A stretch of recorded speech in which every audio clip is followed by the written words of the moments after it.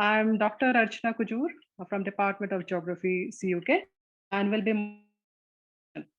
So for this session, we have an eminent professor anthropology with us. Sir, welcome, sir, for this session.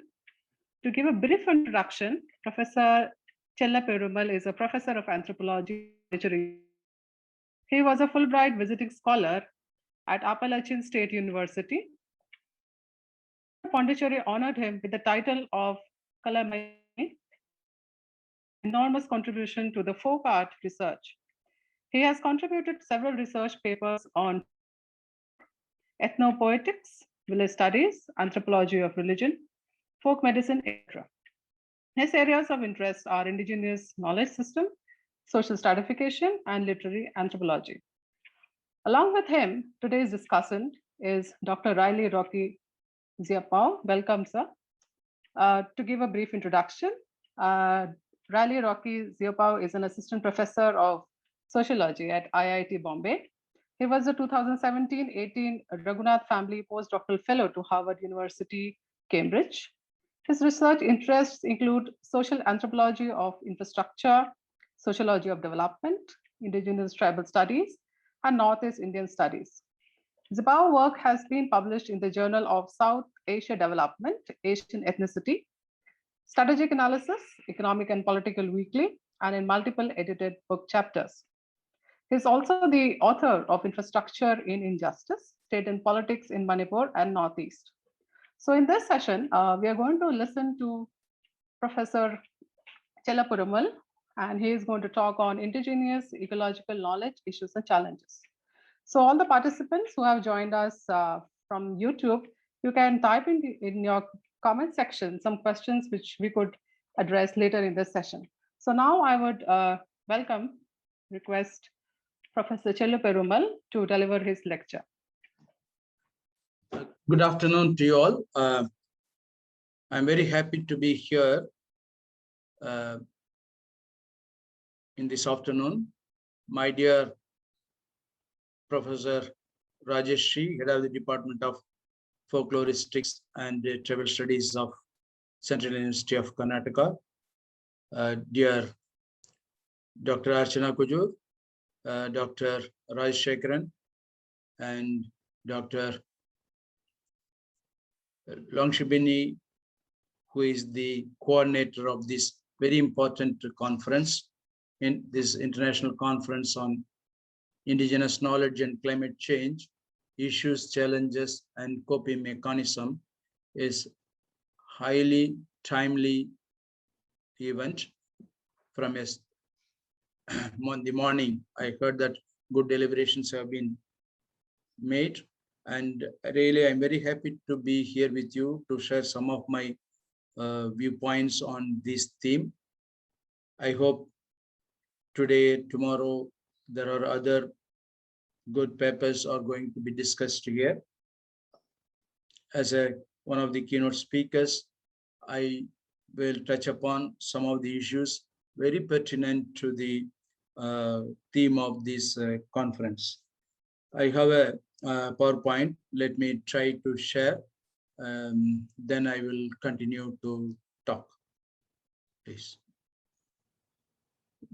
My topic would be anthropology and climate change. Increasingly, the anthropologists are encountering the local effects and broader issues of climate change. See, the broader issues related to the climate change, anthropologically, I wish to say it is social, cultural, economic, and political issues. And we encounter people telling similar accounts of the climate change they notice in their weather and climate.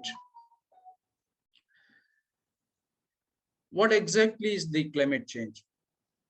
The contemporary phenomenon of anthropogenic global climate change. It is anthropogenic means it is man-made change. If it is naturally changing, changes are happening, that is a different thing. But we know pretty well that it is due to the enormous activities of the human beings only such a devastating drastic effect on the climate has happened. It is definitely distinct from the natural climate variability. There would be natural climate variability, you can't control over it. But there is many things for which human beings are responsible. We are only talking about that, how best we can reduce or how best we can contribute to the better climate. Okay, the climate variability is change, whereas climate change is different. Climate change is more or less deliberate, whereas climate variability, it indicates changes in climate conditions that scientists consider to be due to natural mechanisms and processes, and as such are entirely unrelated to human activities. If anything is happening due to the human activity, we are only concerned about this, and I feel the present conference is centering around that. Climate change, a variation in climatic parameters, and is attributed directly or indirectly to human activities. Such variations in climatic parameters occur in addition to the activities, natural climate variability. Okay.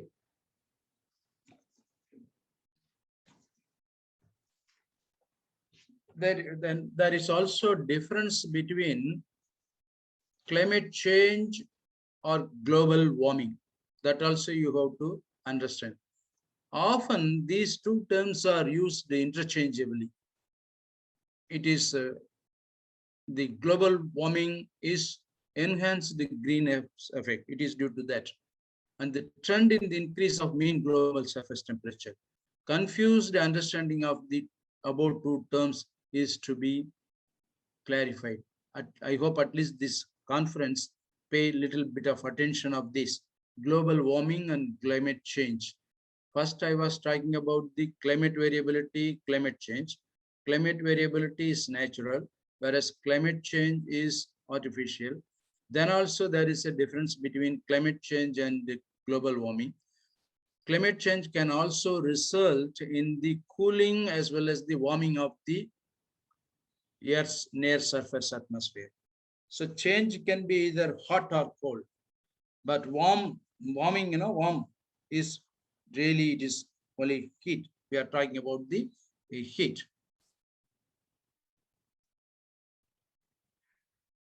Then what are all the effects of the climate change? See, we very often say climate change has happened, climate change has happened. What exactly is that? How do you visualize or how do you feel? How those climate changes are manifested?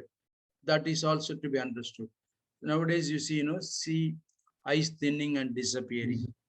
In the what is happening in the Arctic and Antarctic regions, it is unimaginable.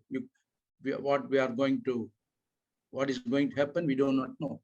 And nowadays, very often people say they are seeing very new insects. It is not for sea thinning, ice thinning, you have to think about or go to Arctic and Antarctic regions. But around your house, around your field, you see so many new insects. Many of the zoologists are telling, oh, these insects we have never come across. These are the new insects. Not only zoologists, even ordinary common people are telling. See, many of us, see, for example, I am becoming a senior citizen. I am seeing a new kinds of insects which I have never seen in the my childhood days. In fact, I was living in a rural setting, village setting, where agricultural fields were there, where I had seen so many insects. But those insects, many of the insects are now disappearing. Rather, new insects, big insects are becoming more and more common in the urban centers. Incidentally, though I am an anthropologist, I am also a zoologist because I was trained as a Bachelor of Zoology graduate. So I know a little bit of insects also. Even nowadays, the mosquitoes of our childhood days, mosquitoes size is different. The present day mosquitoes are so huge. All are happening due to this climate change only. These are all some of the effects of the climate change. And now you have shifts in prevailing winds. So now you can't predict what kind of wind will there, what kind of rain. The seasonal uh, predictions are not possible. All things are, a lot of confusions are happening. You don't predict rain on the day you get the rain. You don't predict something else. So even you nowadays, earlier the seasonal predictions were so good on the basis of the seasonal changes. It was occurring in a sequential manner. Nowadays, the seasons have broken. But fortunately or unfortunately, now you have good, what to say, seismographic instruments or astronomical instruments. So you could predict certain things now. But it is not, the predictions are not seasonal prediction. You could predict, okay, within next week, something will come, some this cyclone will come or something like that. That prediction is different from the seasonal prediction. You are only with the sophisticated instruments predicting something, what is going to happen next week or after 10 days. This is different thing. Okay, nowadays you don't have the pressure for heads, warming of winter. Winter, during winter also you are feeling heat, and you don't have real winter at all. That is the thing. And increasing desertification, that is happening. Disappearance of glaciers and water sources. Glaciers in the Arctic regions and other places, but water sources, you yourself can feel that thing. Where are these lakes? Where are the ponds? Where are the good streams? Where are the rivers? Nowadays, many people are telling many small rivers are disappearing. You and how they are disappearing? They are not disappearing, which means those rivers have been occupied or lakes have been occupied by constructing real estate, this, that, or mining works. So many things are happening. So all the natural water resources bases are spoiled, and also its natural process of passages are curtailed. And this way, this due to this, even the people who are living in the coastal regions, they talk about the rising tides. There used to be the increasing tides only during 3 or 4 days in a month. But nowadays, occasion, very often, frequently, so sudden rising tides, sudden going away water from away from the shore, or tsunami type of things are happening. So many things are happening. All are the signals of the nature. All the signals of the nature due to the enormous activities of the human being. So really, what is really happening, confrontation between man and nature is happening. See, what we talk, what we say, there should be a complementarity between man and nature. Only then in this world, man can continue. Not only man, even other organisms. But man is making this nature, damaging nature. But the one thing human being is not realizing it. There is a limit for that. He cannot overlook. He cannot overlook nature. Within a in a fine moment, the nature will simply swallow everything. Things will be taken care. So this thing, human beings should be aware of it. And the problem with this type of things, things are happening everywhere, micro level, local level, root level. They sometimes, when you talk about some bigger plannings are necessary. Okay, bigger planning, macro estimation and all necessary, that is different thing. But there is a need for each and everybody's attitude and activities towards the use of nature should be there. Unless otherwise it gets changed, you can't bring about any major changes at all. Okay. So with this background, climate change is not something that may happen in the near future. Again, many people are telling, climate changing, global warming and all. It is already there, already happening. We are at it. We are facing. It is a lived reality now. It is an immediate thing. Then not that something is going to come. Already it has come, and we are party to it. We are suffering due to that, and it is that is the reason why we say it is to be apprehended, negotiated, and responded. Otherwise, big question mark. It what will happen? It will leading to increasingly unpredictable weather and change landscapes, seascapes, icescapes. Everything is getting changed. There is a rain. You are having unpredictable rain. Sometimes no rain at all. Drought, famine, all these things.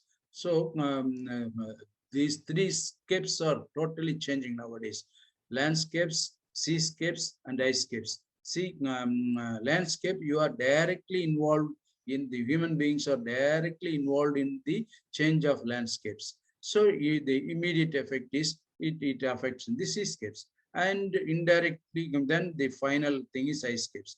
And the reverse also, it is, see, this way it goes.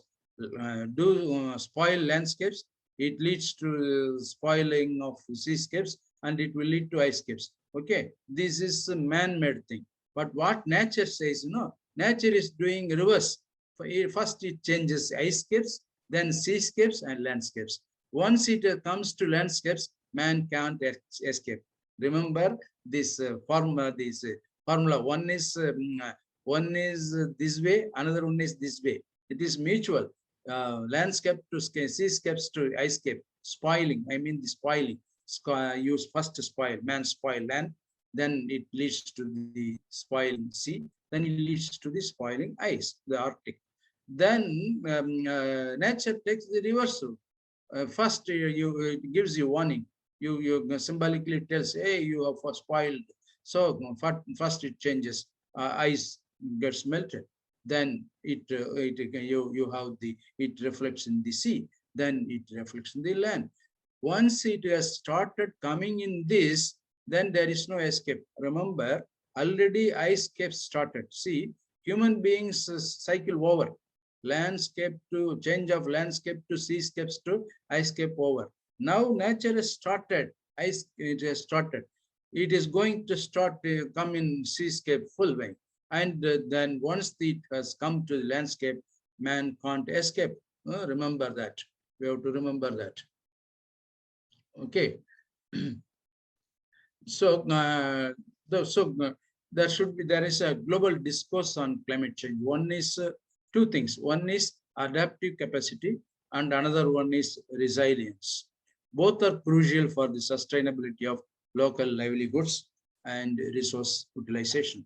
But the ability to respond to climate change is constrained for many people around the globe due to many barriers. The scientific reports confirm that climate change is not only happening, but is caused by human activity. So, but now one small thing, now some kind of awareness has also happened, no doubt about it. Public awareness has risen, but it need to make changes in consumer lifestyle. The mere awareness, what is used? That awareness should be reflected in the lifestyle, reflected in the activities. That's not yet happening. The effects of climate change or the indirect causes of imperialism and colonization. The people who have largely been ignored and whose territories that have long been a dumping ground for uranium, industrial societies, trash heaps, and transboundary pollutants. And that is the reason why now climate change is in a way to be called as environmental colonialism. Only political colonialism was over. Economic colonialism is, you are having in a different formula in the name of globalization and all. You can't find out who is the culprit or who is exactly doing it. Everybody has their role. Now, like that, that environmental colonialism, you can't pinpoint any particular country for that. All are party to it. So that due to that, climate change is the result of a global process that we should know. So climate change was neither caused nor can be mitigated by the inhabitants of the majority of climate sensitive world regions. Indigenous people and other place-based peoples find themselves at the mercy of and having to adapt to changes far beyond their control. See here, only solace, these indigenous people, the tribal people, the people who do not have any, what to say, economic and political power, they are not doing any damage. Rather, they are preserving it. There, if you analyze their practices, and in fact, I have another paper in that I have listed concrete evidences of tribal communities, more especially from South India. I have taken so many examples. How each and every tribal community in their activities indirectly, directly doing sustainability of the nature, just protecting the nature. I have a very big paper, but today I cannot share that thing. In fact, first I was thinking that to present those cases, then rather because it is mine is a keynote address idea, instead of giving the individual cases illustrations, let me give you the broader picture that will be helpful for the paper presenters and also for the discussion. That is the reason why, though I have a paper and I have elsewhere published and also I have new evidences, I'm not going to share this thing because of the constraint of time also. So climate change, indigenous, as I just now told, indigenous peoples and other place-based peoples, I call them place-based people, which means they protect the place wherever they live. If they live in the island, they protect the island. If they live on the forest, they protect the forest. If they live on the desert, they protect the desert also sometimes. Even you record desert also for what to say, the balanced climate. If they live on the coast, they preserve the coast. If they live near the so I coined the word place-based people. You can't call them indigenous people, tribal people, whatever it is. Whoever protects the place of living or adapting to the place where they live and not spoiling the place where they live, I would call them as place-based peoples. Whereas definitely urban people won't come under this category at all. In the urban regions, in cities and towns, it is the people who spoil the place. They create enormous, what to say, rubbish, all these things, garbages, all these things, unmanageable. They are so definitely the urban, town-based, metropolitan, mega city people. I won't call them as place-based people because they don't have power. They don't have some, even though they have sense, they don't reflect in their activities. And that is the reason why climate change is a threat multiplier now. It is becoming a threat multiplier. It magnifies and exacerbates existing social, economic, political, and environmental trends, problems, issues, tensions, and challenges.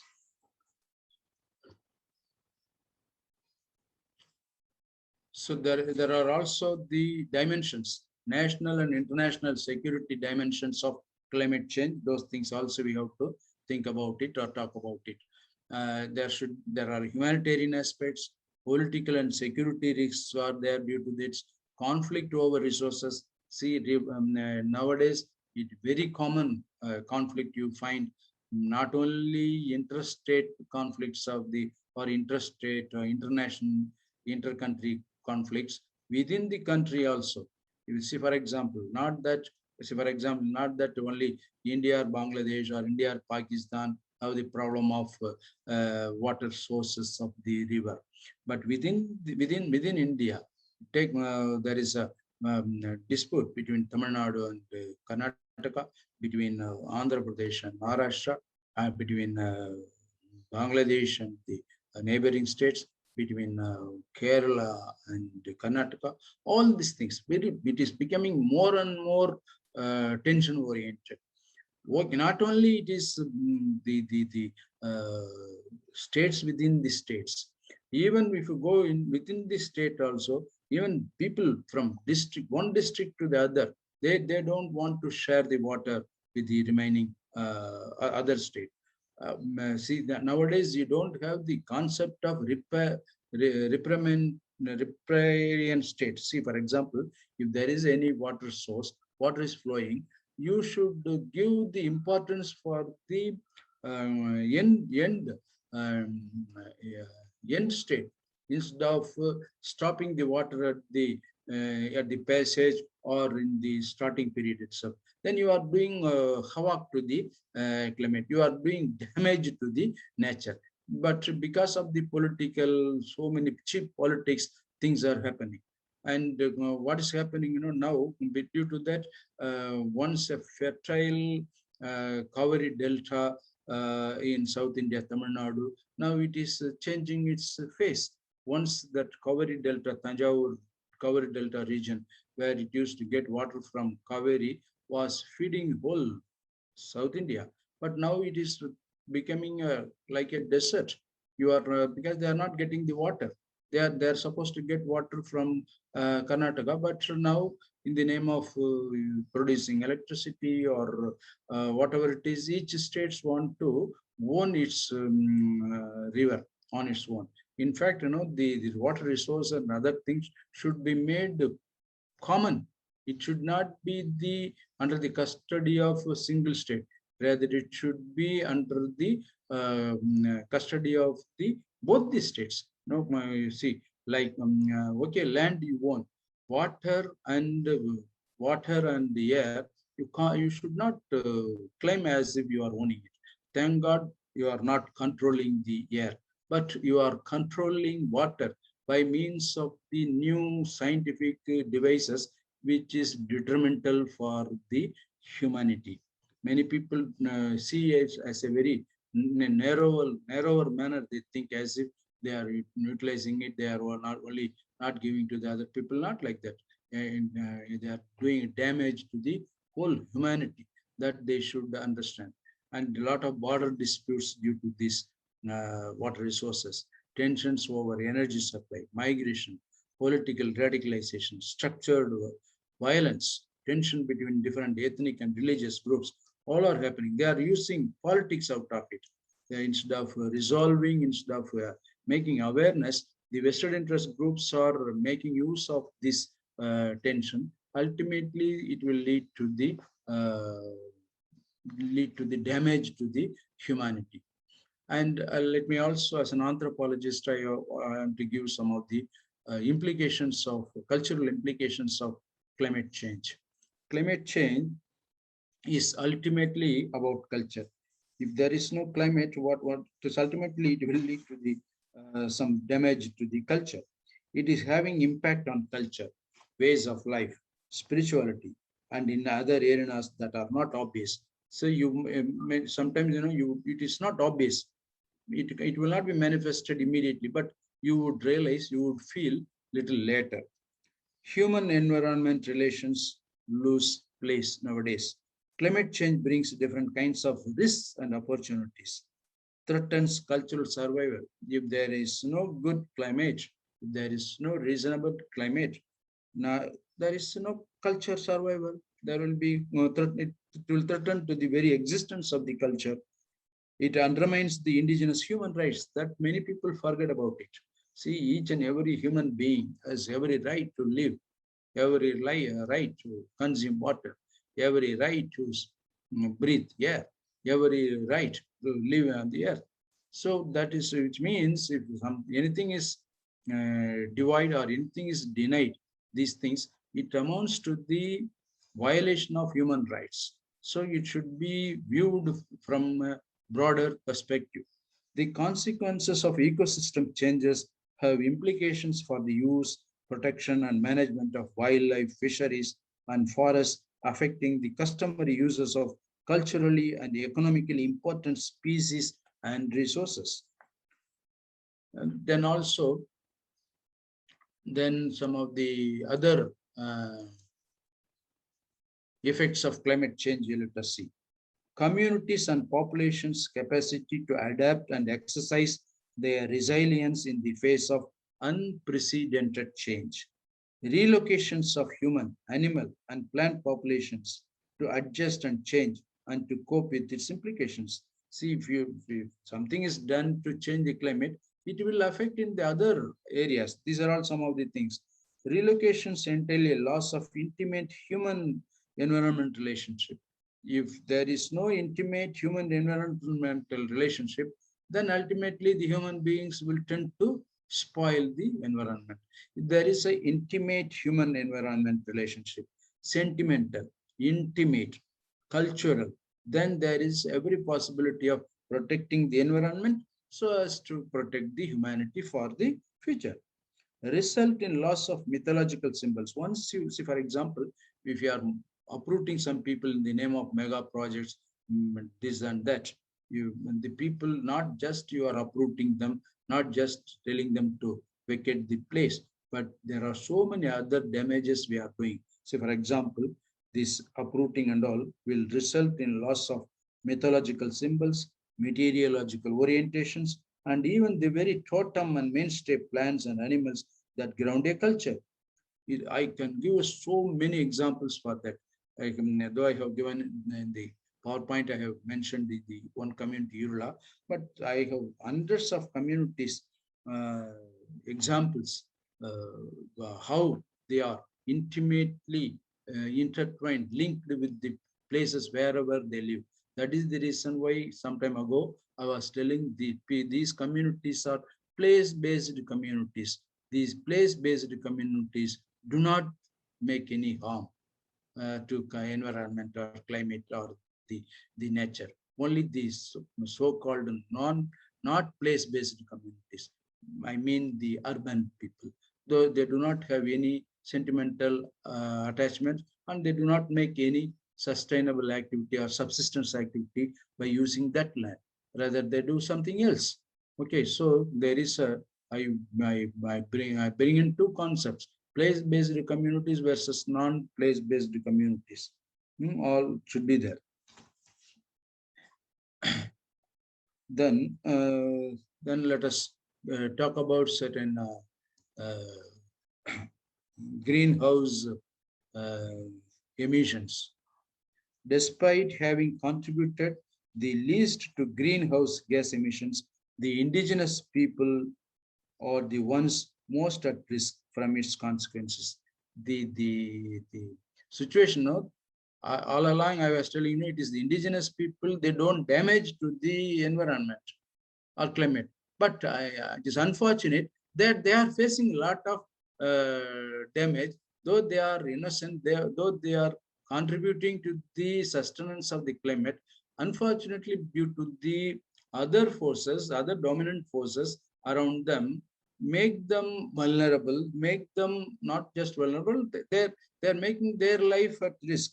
Despite, that is the reason why I say, despite having contributed the least to green gas emissions, the indigenous people are the ones most at risk from its consequences due to their dependence upon and close relationship with the environment and its resources. See, for example, I tell you, tribes, the tribes in the forest, they protect the trees. But what happened, the other agencies from outside, they come and cut the tree. So they spoil the forest. Ultimately, that spoil, that due to this damage, first sufferers are the people who used to live there for a long time. Later only it affects the other environmental problem. So this type of things. The people who live in the forest do not cut the trees, but the people whom I call non-place-based people come and cut the trees. But the trouble, but the difficulty, danger is immediately faced by the people who were protecting the trees all these years. Their livelihood systems are often vulnerable to environmental degradation and climate change, as many inhabit in fragile ecosystems. in the countries likely to be worst affected by climate change. This means that for them, climate change is not something that comes in isolation. It magnifies already existing problems of poverty, deterritoriality, marginalization, and non-inclusion in policy making. So how to protect, if this is the thing, how to protect them? There is a way of protecting them. You have to have the understanding and the appreciation of the traditional ecological knowledge and management system. It is often called as TEKMS. Some people say traditional knowledge system, only TKS, but it should be little expanded. Instead of just TKS, it should be TEKMS. What do you mean by TEKMS? Traditional ecological knowledge and management systems. What do you mean by that? It is one of the first attempts by the indigenous peoples to put a human face on climate change, to record indigenous observations and knowledge of environmental change, to argue the right for inclusion of traditional ecological knowledge as an integral part of the decision-making process. A model for local knowledge can be combined with expert scientific knowledge. Although it emerged from a project in Canada, see what I'm telling, it is not my own imagination. I'm not telling, it is already attempted by some projects in the Canada. That only I'm giving it. So some of the things I'm not giving the direct references, but if you browse through, you will find out. Only the idea is only very important. Actually, the TKMS, it has been devised and implemented in some of the regions in Canada. It would be highly suitable to apply elsewhere. But its relevance, although it emerged from a project in Canada, its relevance is global. TEK can both guide appropriate local level adaptation strategies and provide needed historical observations for climate scientists. I also earlier told about the issues of human rights in this climate change. You should see it from the wider perspective. See, for example, climate change, human rights, and the interplay of multiple stressors are also to be understood. So, for example, communities differ in the way they perceive risk. That is there, or not all. All communities would perceive the risk in the same manner because different ecological setting, different knowledge system, different literacy rate, different the communication networks, all matters. The effects of climate change are prompting the adoption of different subsistence and local economic strategies. The world's poor will suffer the worst. The world's poor will suffer the worst effects of climate change as they are more dependent on climate sensitive resources such as local water and food supplies. Once again, I say, these place-based people, they would only suffer most because of the climate change. Because, they were mostly dependent on the climate sensitive resources. What are the climate sensitive resources? The local water and food supplies. But they were not exploiting them. They were only using to the needed level so as to sustain for future. They know about it. Even then, because of the outside forces, outside activities, they are at risk. And among them, another important thing, more severe, among the people, local community people, it is the women who are more affected. Women are hit the hardest. For example, in hurricane, tsunami, etc., the women are more affected than men due to many reasons. I don't have the time to elaborate how women are more affected. You have experienced it, and you would have heard about what happened during the tsunami. It is even the mere statistics also. Who died more? It is more of women. Why is that? Has anybody paid attention to it? No, there is a reason for that. So there are ways of reducing greenhouse gases as a way to mitigate. That is also there. But at the same time, it is difficult to pin responsibility on one actor, one person, or one activity, or one. All are intertwined. Local effects of climate change may surmount the indigenous group's adaptive capacity. For some, climate change may not be the immediately pressing issue. Social, cultural, and economic change often has more immediate effects. Here lies the matter. See, some people say climate change, oh, it is not going to happen today or tomorrow. It will take some more time. Not like that. For them, see, for a priority, only the social, cultural, economic change only people give priority. States or people, whatever it is. But it is again a wrong approach.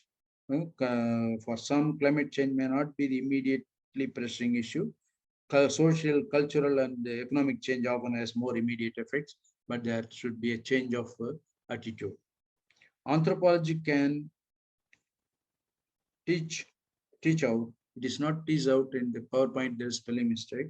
Can teach out how larger scale processes, including industrial development, resource use regulations, global economic flows, etc., tend to magnify the impacts of weather and climate variations.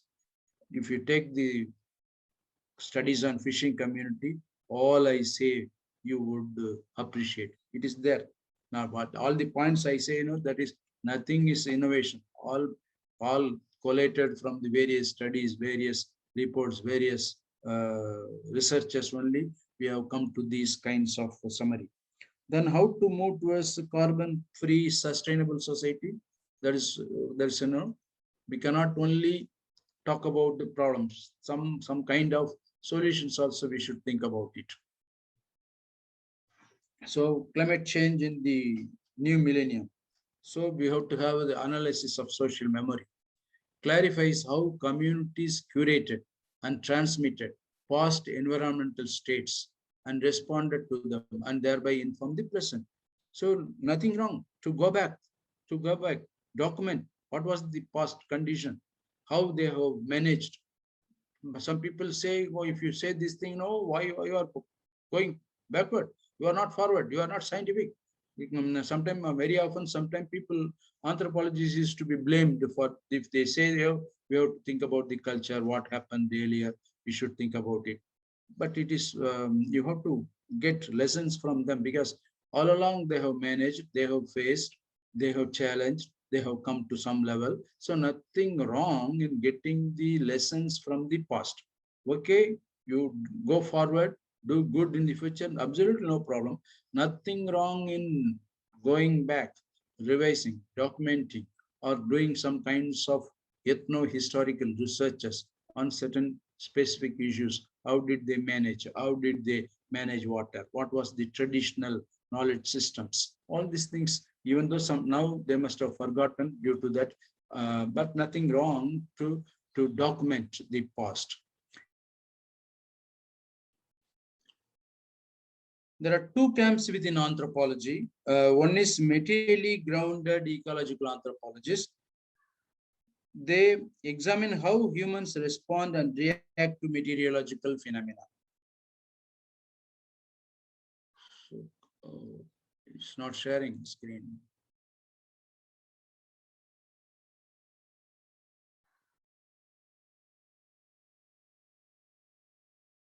It doesn't matter. There are two groups of anthropologists. One is ecological anthropologists, another group is symbolic anthropologists. Ecological anthropologists examine how humans respond and react to meteorological phenomena. The symbolic anthropologists are meaning-centered people. They examine how humans think about, use language in response to weather and climate.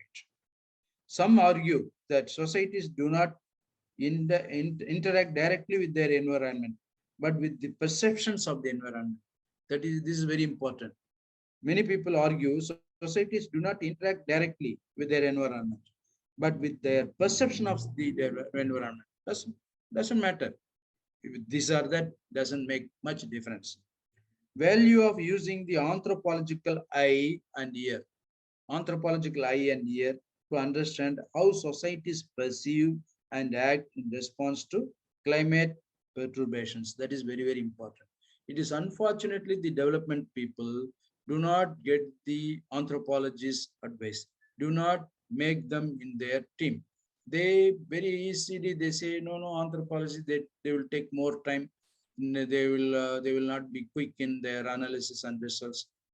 By these kinds of ordinary excuses, they avoid anthropologists in their team, so that only the result is no success of the projects. But if you happen to have anthropologists in the team, however, they are known for a little bit of taking more time for their data collection, analysis, and writing, but it is worthy. It is worthy.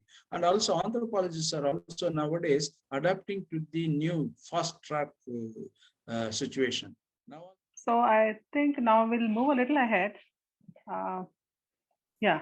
So Dr. Riley, if you could present your opinion on this topic so that we can have further discussion. Yeah. So if he comes in, we'll just ask him to conclude or something. Sure, absolutely not a problem. Yeah. In fact, after listening to Professor Chilaperumal, I'm reminded of a powerful quote by these Native Americans and indigenous people where it says, when the blood in the veins return to the sea and the earth in the bones return to the ground, perhaps then you will remember that this land does not belong to you. It is you who belongs to this land. I see this as a powerful note in terms of this indigenous knowledge, and also when we discuss about this climate change. For instance, this Professor Palaraman has in fact beautifully covered up this anthropology and climate change. He was talking about this social, cultural, economy, and political issue. And also there is a conceptual clarity in terms of what is climate change, what is this anthropogenic global change, global climate change. And also he went on to explain to us what is this climate variability. Thereon, he went on to saying about the difference between in terms of climate change and global warming, wherein he draws the distinctions and brings up about the effects of climate change and also confrontation between man and nature. What is quite interestingly in his argument is when he put forward that climate change is a lived reality, which in fact makes much sense for all of us to reflect upon. And when he said that climate change is also, again, what is called this environmental colonialisms. So if we reflect this in the context of these indigenous people or tribal, for instance, Professor Kaka was talking about double forms of colonialism. So here we could see that there is a waves of colonialism taking place even though in our environment as a whole. And another important concept which Professor was talking about is the place-based people. But in fact, unfortunately, he's logged out from here. I would like to have his opinions or views in terms of place-based people versus that of these ecological refugees. And later he go on to talk about these cultural implications of climate change, greenhouse emissions. So what I'm going to do here, I'll reflect a bit, not on the climate change per se, but taking these indigenous people or tribal and relating that in the context of this climate change. And also I shall try to elaborate a bit on traditional ecological knowledge and management systems. So I like to assert that indigenous people or tribals are not just a mere recipients of knowledge, but equally part of these knowledge productions. However, these aspects of knowledge production is always in the bad stage due to various reasons.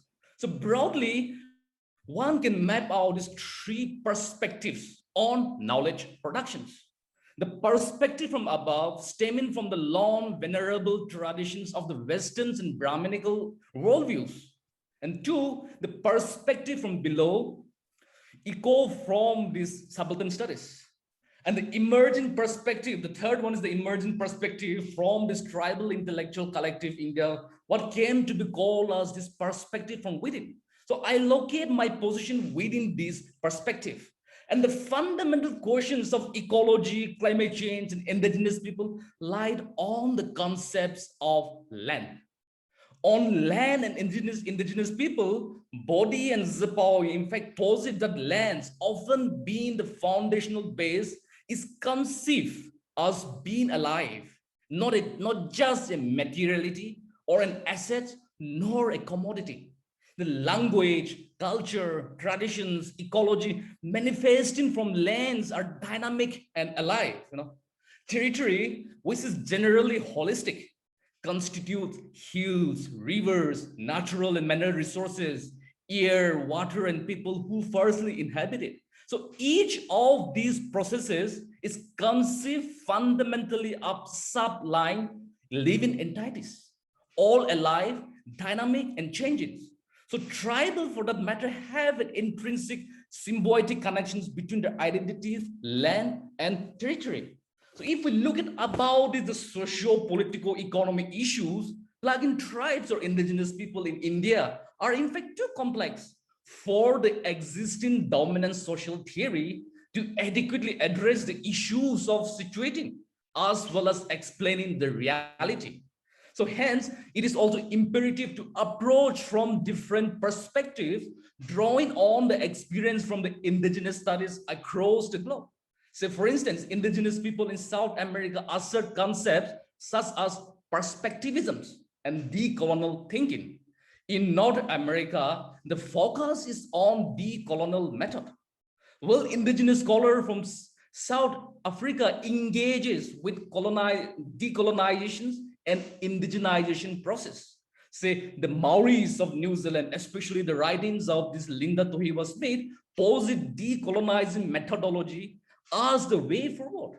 So indigenous people from Australia assert truth-telling, healing, and decolonizations of the stolen generations of the colonizer. So here I'm being reminded by the seminal work of this Boaventura dos Santos on these epistemologies of the South, justice against epistemicide, which gives an emancipatory approach to knowledge productions and depart from the Eurocentric critical traditions. So in the context of tribal Adivasi indigenous studies in India, in fact, it was Bodhi and Jojo which certainly sum up that until about early 2000, it was going through an interim crisis, as in the all was dying and the new yet to be born. So, however, in the midst of this theoretically saturated state, and minor historical rupture took place, and the contours of the new is beginning to unravel from around the perspective from within. So, in the context of state and development discourse, when we discuss about climate change, we cannot really ignore the dimensions of development or infrastructural projects. So especially that of tribes in India, it is interesting to note the theoretical positions of what Kaka called disempowerments of tribes in India, or in other words, what he called discursive development. He theorized that the process of disempowerment began with the incorporation of the tribes into the larger social structure, especially the state. So where incorporation was marked by the seizure or appropriations of power by the agency from the outside, it invariably lead to disempowerment of tribes. So here, it's crucial to ask ourselves, is this the new social contract of indigenous people and the state, and also pertaining to the climate justice? So for instance, to illustrate from my fieldwork experience when I was doing fieldwork in the Pangsha village, one of the border village in Indo-Myanmar border village. The Pangsha village, in fact, chairman, pointing towards this 50-meter odd unfinished at the Indo-Myanmar international border, he said, referring to this Indian and Myanmar, they said, they have distorted our four parents' land and territory. Fencing is an issue, not a peace process. Fencing is not a fructifying exercise for people on both sides of the border. We have been living together for ages without any fencing, and we now exactly to what extent our land belongs to. This is the powerful assertions in terms of indigenous knowledge, in terms of dealing with also the climate change. And he further goes on to say that we don't need fencing. Rather, we need good roads that take us to market and our Zoom field on time and regular, electricity supply to our village. So this vividly condenses the international boundary fencing and material politics encountered by border tribes in their everyday life. So underdevelopment in tribal areas for instance, is not merely a byproduct of geographical isolation. Rather, tribes or indigenous peoples were or are experiencing poverty, crumbling of infrastructure, impoverished health system, cultural assimilation, denial of agencies, among others, due to these structural dominations by the dominant caste society and the state, or in other words, what Kaka calls integrations of tribes into nation state dominated by the caste society. And reflecting back to what Professor Chilappuram has pointed out, in fact, about how the indigenous people or tribes are the victims of such development, victims of waves of development, waves of aggressive forms of development. And in fact, when there's a protest from the part of the indigenous people or the tribal, often they're being tagged as anti-development. But here I would like to remind to all our viewers or our participants that tribes per se are not anti-development. They want development, no doubt about it. But they don't want the kind of development that displaces their land, that displaces them permanently, that loses their livelihood.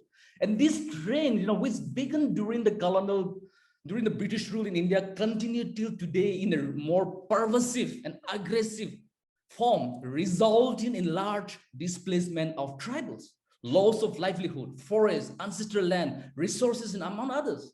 So tribes in India were or are always at the receiving end and subsumed, within the larger socio-political economic spheres of this caste society and the state. And last aspect, I wanted to reflect a little bit in terms of this methodology. For instance, here I would like to quote about the method in terms of methodology on unraveling this indigenous perspective, or for that matter, engaging on the climate change, which Bodhi Sankarupparani called it as decolonial historical approach.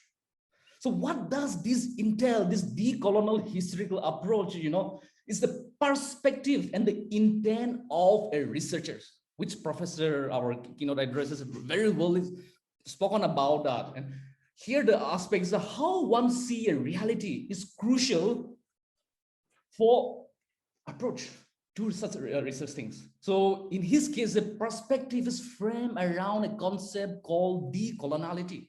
And decoloniality is a way of looking at social reality, in that sense, a point of view. So here the crucial point is, do tribal people, do indigenous people had a point of view in terms of this climate change, or in terms of this climate justice? So just to briefly conclude, I find that the development policies and projects in tribal areas are initiated by the Indian state foregrounds heavily on security approach, appropriation of tribal lands, or in other words, a new liberal market-driven motives of this transnational engagement as opposed to this people-centric approach. And this has a bearing on the whole ecosystem and the quotients of sustainable development. So there is an imminent contradiction in policy, as all these processes does not seem to be in consonance with each other. Instead, one observes an asymmetrical process.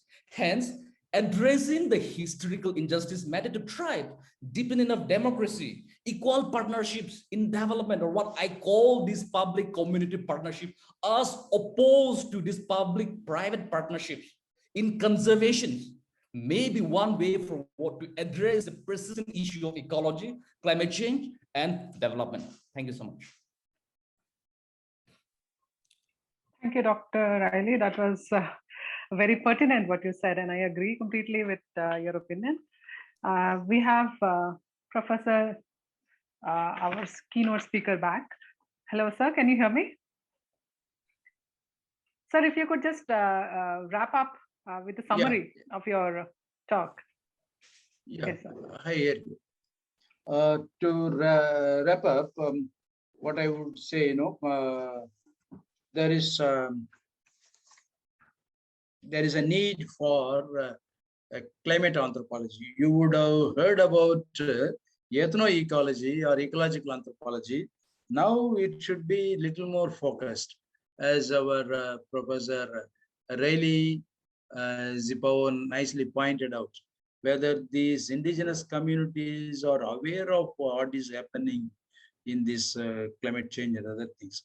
So with that broader perspective, what I feel, there should be shift in interest for anthropologists concerned with the climate and the climate change research.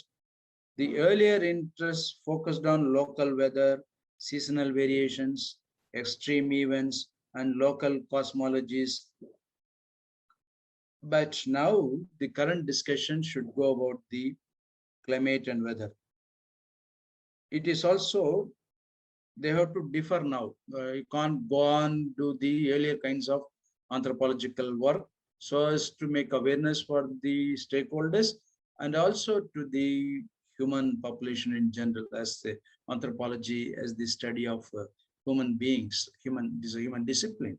So the attention should be given to both global nature of anthropogenic climate change and also the production of scientific knowledge.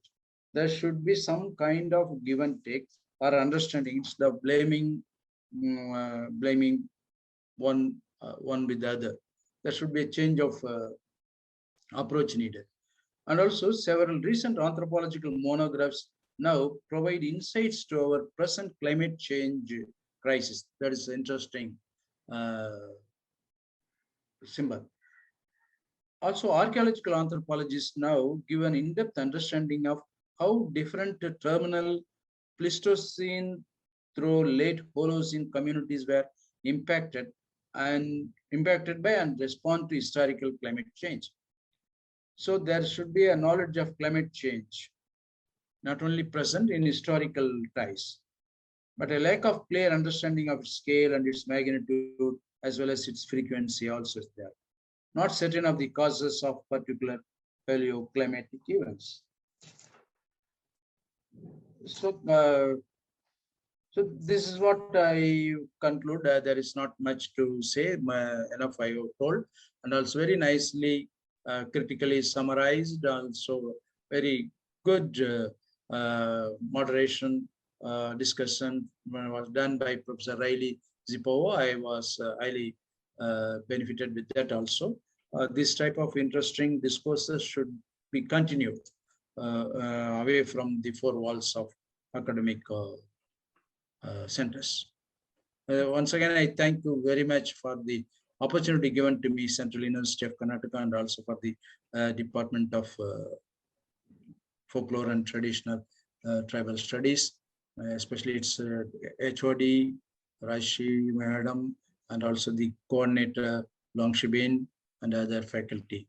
I really enjoyed this session, though there was some interruption of net connectivity because we have a rain in Pondicherry. Due to that, some problem. Otherwise, we never used to have this type of issue. Thank you very much. Thank you, sir.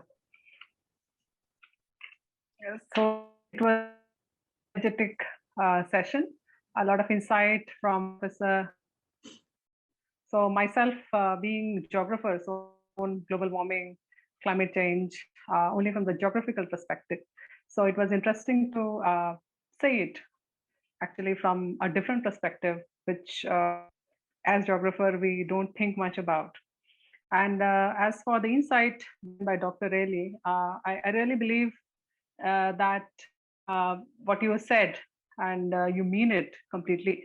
But a little bit of concern that I had relating to the indigenous tribal communities, I myself belonging from it.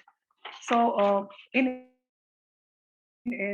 Australia and in America, the Aboriginals or the indigenous people, they have voice. But in India, we still do not have that voice. We are not heard of. Because in most situations, I find that we are, I think, put into the same box as others. Like many people also say that they really are not able to understand that there are people who have different culture or live differently or have different mindsets or way of life. So as with my limited observation, I feel that this is one problem that we need to overcome in India. And so this was a very exciting session. So I would like to thank both the speakers for today. Thank you very much, Professor Chellapuramal and Dr. Riley. So I would like to wrap up this session and tomorrow we can be back in the morning with a fresh session. Thank you all the participants, the speaker and the discussant.